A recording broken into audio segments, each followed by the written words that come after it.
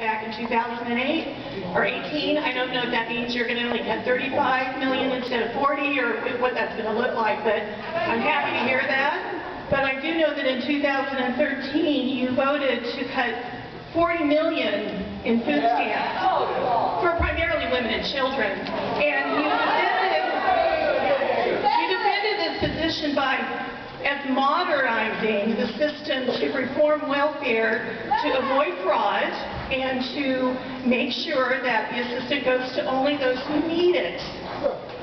At the same time, you received over $5 million in federal farm subsidies.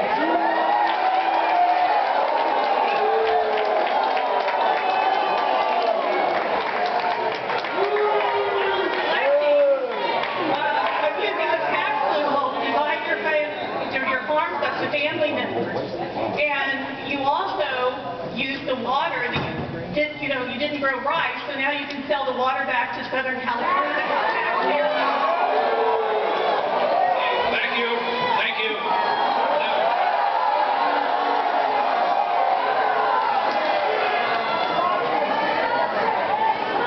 On the record, I actually voted 3 times to support this food stamp program. I'm running the show.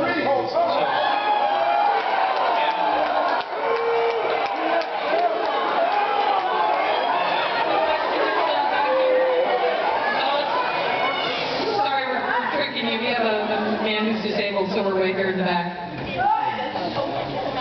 My name is Dan Everhart. I'm from Tebow. Thank you, Congressman, for being here and taking our questions today. The first self-evident truth that our founders declared asserted our common equality. Yet inequality remains a central defining characteristic of our era.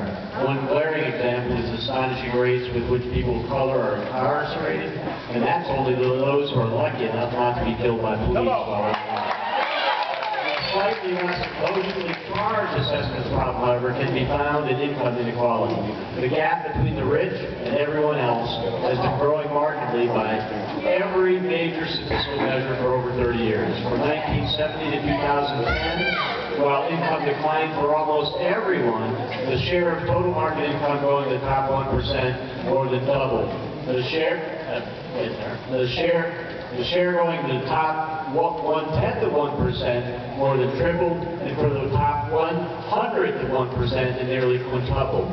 Now all 3 branches are controlled by those who believe that if you just keep giving rich people more money, it will trickle down to the rest of us somehow.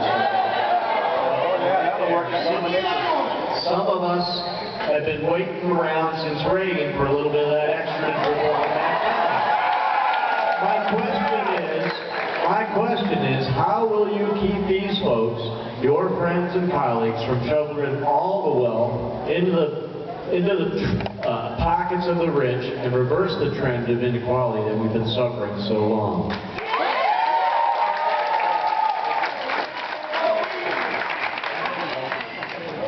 Well, first of all, I'm supportive of things like the civil rights movement back in the 60s and the legislation that makes equal opportunity for all under the law. Okay?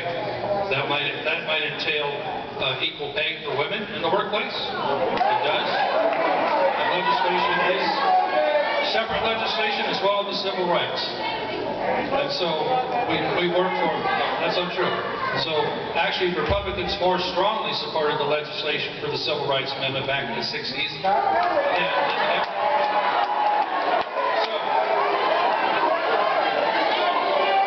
all about equal opportunity for people that want to apply themselves. You get free education in this country. You have every opportunity if you apply yourself. So it's not about equality of outcome. It's equality of opportunity to go and make it happen. Now, if people find that they're being discriminated against, we have laws that should come down upon them firmly for doing that. So,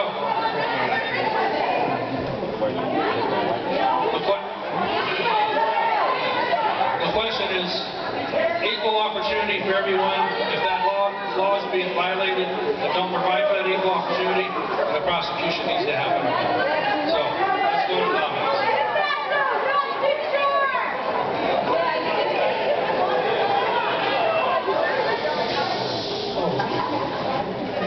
Congressman. My name is Gordon Bridget. I'm from Paradise. First, I appreciate you coming to this town hall and giving us an opportunity to address you. Big enough money to stand up there. And we appreciate much of the work that you do. However, what worries most of your constituents, as well as 64% of Americans, is that climate change is beginning to alter weather patterns that could overwhelm our infrastructure and our environment. As a member of the Chico chapter of Citizens Climate Lobby, I encourage you to read Pentagon's 2014 Quadrennial Defense Review, which states that strategic threats around the world are already being intensified by climate change, and those threats will grow as carbon levels rise in the atmosphere. As you are aware, former Secretaries of State George Shultz and James Baker and others are arguing for a market-based, non-regulatory approach to the issue. They are calling for a fee on carbon, coupled with a dividend program to reimburse citizens for the increased cost of fuel and other commodities. They have called it a conservative, free market strategy, a proven form of insurance against what could be catastrophic changes to our climate and our way of life. From their webpage, I see that climate change is not one of their political priorities. But I think the time is coming when Congress will act, and I hope you will join leaders such as your fellow California Congressman Darrell Issa in the growing bipartisan Climate Leadership Caucus, so you can put a conservative stamp on the shape of climate change policy. Again, thank you for holding this town hall and for working on behalf of the residents of your district and the people of the nation.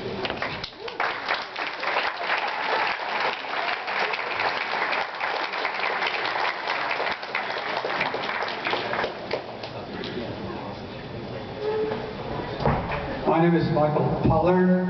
I live in Paradise. I'm a retired teacher from Oroville.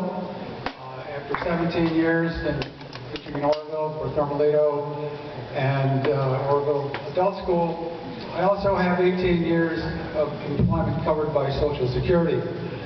So my comment to you, Congressman LaMalfa, is to co-sponsor and support the Social Security Fairness Act of 2017, H.R. 1205.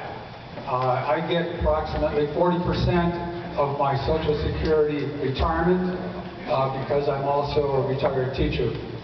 This has come up for many years. I'm sure you're aware of it, and I do ask you to co-sponsor this piece of legislation, which I think is in the works currently. I have another comment, and that's regarding the democratic process. And I'm hearing tonight that many of you disagree strongly with your views, and believers in the democratic process, I urge all of you who feel that way to get out the vote next time around.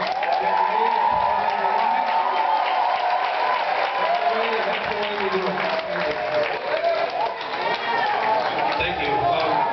One of our staff, please write down the bill number 1205, okay? And we will take a look at that. We want to make Social Security sustainable long term. So let's go to the question.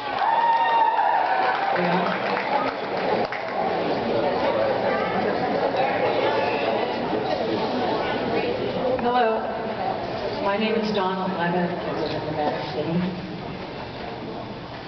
My stepdaughter died at age 33.